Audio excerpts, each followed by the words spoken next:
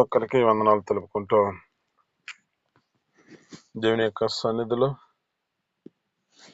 దినమున మనతో మాట్లాడుతున్న మాటలు మాత్రం శ్రద్ధగా ఆలకిద్దాం. దేవుడు ప్రత్యేకంగా సృష్టించిన యొక్క సృష్టిలో మొదటిగా సృష్టించిన వాని యొక్క జీవితం ఎలాంటి పరిస్థితిలో ఉన్నదో అతడు చేయవలసిన దాన్ని బట్టి నెరవేర్చలేని పరిస్థితిలో మరలా ప్రభువైన యేసుక్రీస్తు భూమి మీదకి వచ్చి ఎలా నడవాలో చూపించిన స్థితి కనపడుతున్న జీవితం మన ప్రభువైన యేసుక్రీస్తు. ఎందుకని ఈ పరిస్థితికి వచ్చింది, దీనికి కారణం ఏమిటి అంటే మొదటిగా సృష్టించిన ఆదాము యొక్క జీవితం, అతడు తన జీవితంలో భూ సంబంధమైన వాడిగా మార్చబడి, అంటే లోక సంబంధమైన ఆలోచనల చేత నడిపించబడిన వాడై తను ఆజ్ఞను అతిక్రమించిన వాడిగా కనబడుతున్న పరిస్థితి కనబడుతుంది. దీనికి తగిన ప్రతిఫలము ఇతని జీవితంలో ఏం కలిగింది అంటే పాపము, తీర్పు, మరణము ఇతని మీద ఏలుబడి చేస్తున్న పరిస్థితి కనబడుతూ ఉంది. ఇతని స్థితి జీవించుచున్న ప్రాణిగా మార్చబడ్డాడు. అంతకుముందు తన స్థితిని జ్ఞాపకం చేస్తే దేవుని యొక్క మహిమా స్వరూపము కలిగిన వాడిగా, దేవుని పోలికగా సృష్టించబడిన వాడిగా ఈ యొక్క ఆదాము కనబడుతూ ఉన్నాడు. కానీ ఇతని యొక్క జీవితం ఎలాంటి పరిస్థితికి వెళ్ళింది అంటే ఒక జీవించుచున్న పాపి యొక్క ప్రాణిగానే కనపడుతూ ఉంది. ఇంకా ఇతనికి పాపము యొక్క తీర్పు, ఇతనికి మరణము ఇలాంటి స్థితిని కలిగి ఉండటకు కారణమైంది ఇతను చేసిన అవిధేయత. అయితే ఇక్కడ జ్ఞాపకం చేసుకుంటే మన ప్రభువైన యేసుక్రీస్తు మరలా కడపటి ఆదాముగా వచ్చి ఈ కడపటి ఆదాముగా వచ్చిన ప్రభువైన యేసుక్రీస్తు ఎలాంటి వాడిగా మార్చబడ్డాడంటే ఇతడు జ్ఞాపకం చేసుకుంటే పరలోక సంబంధమైన వాడే, దేవుని యొక్క సన్నిధిలో సమానముగా ఉండకూడదని భాగ్యమని ఎంచుకొనలేదు. కానీ మనిషిని యొక్క పోలికగా పుట్టి దాసుని యొక్క స్వరూపాన్ని ధరించుకుని శిలువ మరణము పొందినంత విధేయతను నేర్చుకున్న ప్రభువైన యేసుక్రీస్తు భూమి మీదకి వచ్చాడు. ఇక్కడ మన జీవితాల్లో జ్ఞాపకం చేసుకుంటే ఒకడు చేసిన అవిధేయత లోకంలో ఉన్న ప్రతి మనిషికి పరిస్థితులను ఏదో తీసుకొస్తే ఒకని విధేయత నీతిమంతులుగా చేయటానికి కారణమైంది. మొదటి ఆదాముగా ఆ వ్యక్తి సిద్ధపరిచిన వ్యక్తి అతడు అవిధేయత వలన లోకములో మరణము, తీర్పు, పాపము ఏలుబడి చేస్తున్న పరిస్థితిలో మన ప్రభువైన యేసుక్రీస్తు వచ్చి భూమి మీద అతడు దేవుని యొక్క సన్నిధిలో విధేయతను చూపించిన దాన్ని బట్టి కృప, నీతి, నిత్య జీవం వేలుబడి చేస్తున్న సమయమునకు వచ్చింది. ఇలాంటిది ఎందుకు అంటే దేవుడు ఒక ప్రత్యేకమైన సన్నిధిని మన కొరకు ఆయన మన జీవితాలలో ప్రేమించిన వాడే, రక్షించిన వాడిగా కనపడుతున్న స్థితి కనపడుతుంది. లేకపోతే ఈ లోకంలో మనుషుల యొక్క జీవితాల్లో చేసిన దాన్ని బట్టి, పాపమును బట్టి, వారు చేసిన అవిధేయతను బట్టి ఎందుకు నేను ఇలా సృష్టించానా అని ఆలోచన చేత బాధపడుతున్న, వేదన పడుతున్న సమయంలో ఇలాంటి పరిస్థితుల్లో కావాల్సింది ఏమి కావాలో ఆ దేవునికి తెలిసి ఉండొచ్చు. అందుకనే తన యొక్క అద్వితీయ కుమారుడైన ప్రభువైన యేసుక్రీస్తుని భూమి మీదకి పంపించాడు. మానవుని యొక్క జీవితం తీర్పుకు, మరణానికి, పాపముకు ఏలుబడి చేస్తున్న పరిస్థితిలో భూమి మీదకి ఇది కొట్టివేయడానికి మన ప్రభువైన యేసు క్రీస్తు దిగి వచ్చాడు. ఆమేన్, హల్లెలూయా. అంటే ఈయన దీని మీదకి, ఈ భూమి మీదకి ఎందుకు వచ్చాడు అంటే, ఈ లోకంలో ఉన్న పాపము ఉండకూడదు, ఈ లోకంలో ఇక తీర్పు ఉండకూడదు, ఈ లోకంలో ఇక మరణం అనే మాట వినపడకూడదు అని తన జీవితంలో జ్ఞాపకం చేసుకుంటే, అతను శిలువ మరణము పొందిన వాడై విధేయతను నేర్చుకొని మనిషి యొక్క జీవితంలో నిత్య జీవార్థమైన నీతిని, ఆ నిత్య జీవార్థమైన పరలోక రాజ్యాన్ని వారసులుగా చేయడానికి ప్రభువైన యేసు క్రీస్తు మాదిరి ఉంచిపోయాడు. అయితే ఇక్కడ మనం నేర్చుకోవాల్సిన పాఠములో జ్ఞాపకం చేసుకుంటే, ఒక అవిధేయత మనిషిని ఏం చేస్తుందో కనబడుతుంది. ఈ యొక్క మాటలు జ్ఞాపకం చేసుకుంటే, ఆ రోమపత్రిక 5వ అధ్యాయంలో 19వ వచనంలో ఉంటుంది. అక్కడ అంటున్న మాటలు జ్ఞాపకం చేసుకుంటే, ఆ లేఖనాలు బట్టి చదువుతున్న మాటలు చాలా జాగ్రత్తగా గమనిస్తే ఏమని ఉంటుంది అంటే, ఒక మనిషి అవిధేయత లోకములో పాపులుగా చేసిన పరిస్థితి కనబడుతుంది. ఒకని విధేయత అనేకులను నీతిమంతులుగా చేయటానికి, అది చేయబడడానికి కారణమైంది. అయితే మనము మన జీవితాలలో ఈ అపరాధం విస్తరించటం వలన ధర్మశాస్త్రం ప్రవేశించను కనుక, అయినను పాపము మరణము ఆధారం చేసుకుని ఎలాగ ఏలినో అలాగే ప్రభువైన యేసుక్రీస్తు మన కొరకు నిత్య జీవము కలుగుటకై నీతి ద్వారా కృపయు మన ప్రభువైన యేసుక్రీస్తు మూలముగా ఏలు నిమిత్తము పాపము ఎక్కడ విస్తరించెనో అక్కడ కృప అపరిమితముగా విస్తరించెను అంట. ఆమేన్, హల్లెలూయా. ఇది మనం మీతో మాట్లాడుతున్న మాటల్లో చాలా జాగ్రత్తగా గమనిస్తే, మొదటి ఆదాము చేసిన పాపమును బట్టి లోకంలో తీర్పు, ఆ లోకంలో మరణము ఇలాంటిది ఏలుబడి చేస్తున్న పరిస్థితిలో మన ప్రభువైన యేసుక్రీస్తు విధేయతను చూపించి నిత్య జీవార్థమును, నీతి, నీవు కృపను మనకి అనుగ్రహించడానికై ప్రభువైన యేసుక్రీస్తు ఎక్కడైతే ఈ యొక్క విస్తరిస్తున్న ప్రాంతము, ఎక్కడైతే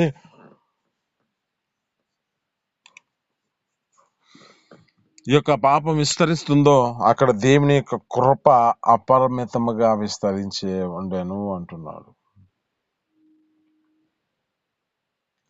ఎందుకని ఇలాంటి పరిస్థితి వచ్చింది?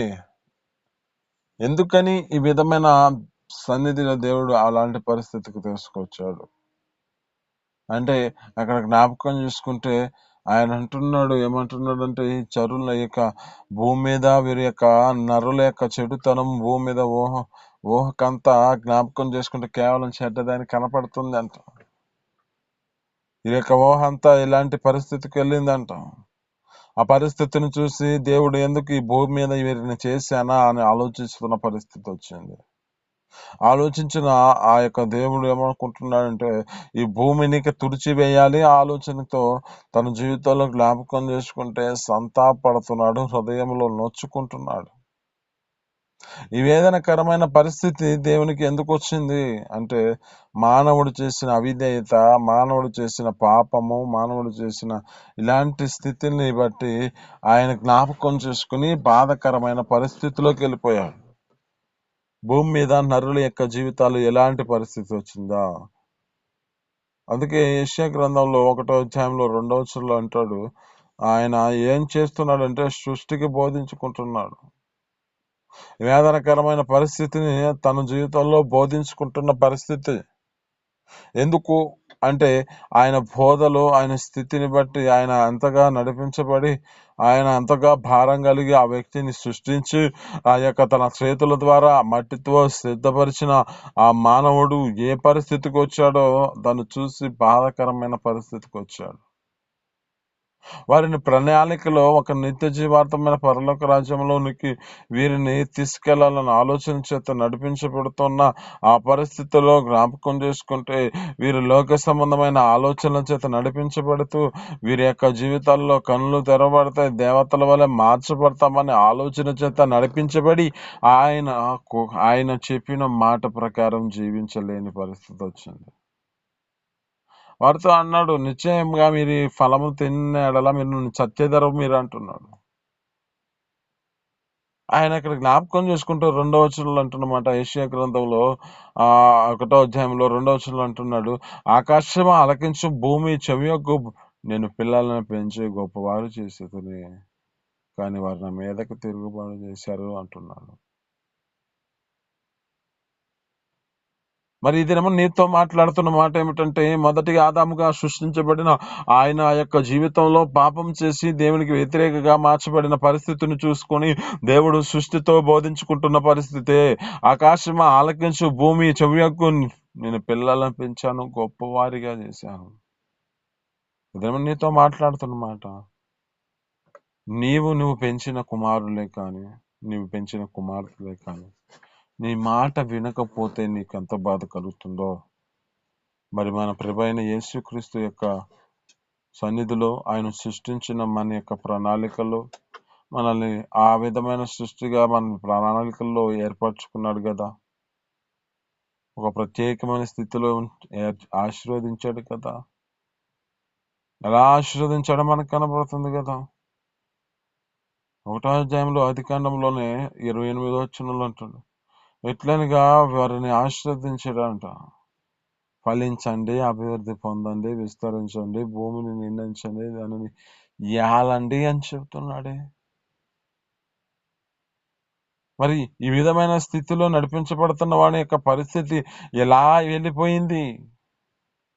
ఆ తోటలోంచి వెలివేయబడిన పరిస్థితి. వెలివేయబడిన పరిస్థితిలో వారు ఏం చేస్తున్నారు? శాపగ్రస్తమైన పరిస్థితిని తీసుకొచ్చుకున్నారు. ఆశీర్వదించబడిన నోటి నుంచే వారి జీవితాలలో ఏ పరిస్థితికి వచ్చింది? శపించబడే పరిస్థితికి వచ్చింది, శాపవచనాలు పొందుకునే పరిస్థితికి వచ్చింది. దీనికి కారణం ఏమిటి? సృష్టించిన దేవునికి విధేయతను చూపించలేని పరిస్థితి. ఈ దినము నీతో మాట్లాడుతున్న మాట ఏమిటంటే, ప్రభువైన యేసుక్రీస్తు నిన్ను ఒక ప్రత్యేకమైన స్థితిలో సృష్టించాడు. మరి సృష్టించిన నీ జీవితంలో ఒక గొప్పవాడిగా నిన్ను చేసి ఉన్నాడు. మరి చేసిన నీ స్థితిని బట్టి ఆ దేవుని సన్నిధిలో ఆయనతో నువ్వు అంటుకట్టబడి నడిపించబడుతున్న పరిస్థితి ఉన్నదా? లేక ఏదో నీ జీవితంలో నీకు కలిగిన దాన్ని బట్టి నీవే అతిశయపడుతూ దేవునికి వ్యతిరేకంగా మార్చబడుతున్న పరిస్థితి ఉన్నదా? ఆయన ప్రణాళికలో నిన్ను ఒక ఆశీర్వదించాడు, ఒక గొప్పవాడిగా చేశాడు. మరి ఆ గొప్పతనం చేసిన నీవు దేవుని సన్నిధిలో నిర్లక్ష్యపరుచుకుంటూ నడిపించబడుతున్నావా? లేక ఆ దేవుని యొక్క సన్నిధిలో నీ జీవితాన్ని కాపాడుకుంటూ రక్షించుకుంటూ నడిపించబడుతున్నావా?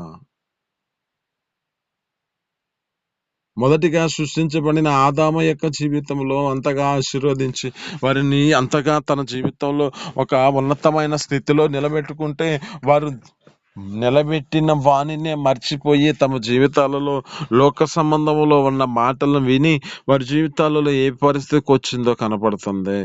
మరి నువ్వు నీ జీవితం ఎలాంటి స్థితిలో నడిపించబడుతున్నావు?